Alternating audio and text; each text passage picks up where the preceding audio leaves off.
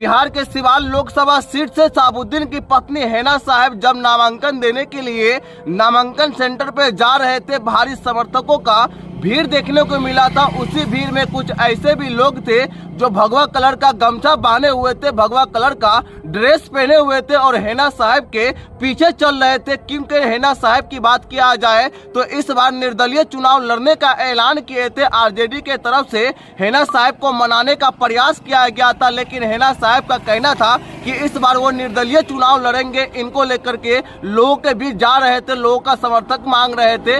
इसी बीच जब नामांकन सेंटर पर हैना साहब नामांकन देने के लिए जा रहे थे तो उस समय बहुत सारे ऐसे लोग थे जो भगवा कलर का गमछा भी बांधे थे, भगवा कलर का ड्रेस भी पहने हुए थे। बहुत सारे लोगों के मन में सवाल आ रहा है कि हैना साहब के मन में आखिर क्या है, आखिर क्या सोचते हैं हैना साहब, जिनके कारण उनके नामांकन में जो लोग शामिल हुए थे सभी के सभी भगवा ड्रेस में थे और सभी लोग उनका साथ देने के लिए नामांकन सेंटर तक पहुंच गए थे। बिहार का 2 लोकसभा सीट आरजेडी के लिए सबसे चुनौती रहा था। उसी चुनौती को कम करने के लिए तेजस्वी यादव जी पूर्णिया पहुंचे थे और बीमा भारती के लिए लोगों से वोट मांगने लगे थे। उसी भीड़ में पप्पू यादव जिंदाबाद के नारे लगने लगे थे। इससे तेजस्वी यादव जी नाराज हो गए थे और लोगों से अपील करने लगे थे कि बीमा भारती को वोट दे करके उसे सत्ता में लाए। लेकिन वहाँ के जनता का साफ लफ्जों में कहना था कि वो पप्पू यादव को ही वोट डालेंगे, वो तेजस्वी यादव के बात पर नहीं जाने वाले हैं। उस जख्म को तेजस्वी यादव जी भूल भी नहीं पाए थे कि दूसरा जख्म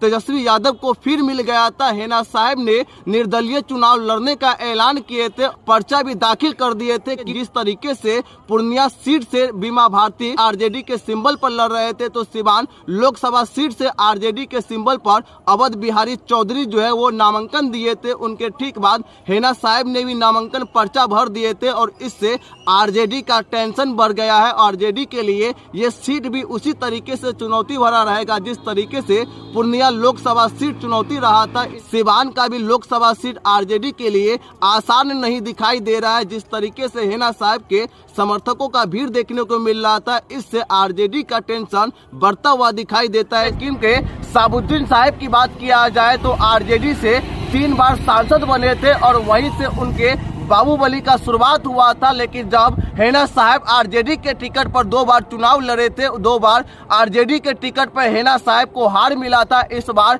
आरजेडी के तरफ से उसे मनाने का प्रयास किया गया था, लेकिन हैना साहब नहीं मान पा आरजेडी के सिंबल पर अवध बिहारी चौधरी को उतार दिया गया था। अवध बिहारी चौधरी सिवान लोकसभा सीट से नामांकन भी दे दिए थे। शहाबुद्दीन साहब के मौत के बाद आरजेडी से शहाबुद्दीन साहब की पत्नी हैना साहब नाराज हो गए थे और उसी नाराजगी के चलते हैना साहब ने इस बार निर्दलीय चुनाव लड़ने का ऐलान किया था। सिवान लोकसभा सीट की बात किया जाए तो अवध बिहारी चौधरी आरजेडी के टिकट पर चुनाव लड़ेंगे, तो दूसरी तरफ से जेडीयू भी अपने प्रत्याशियों को उतार दिए थे और तीसरी तरफ से हैना साहब निर्दलीय चुनाव लड़ने का ऐलान कर दिए।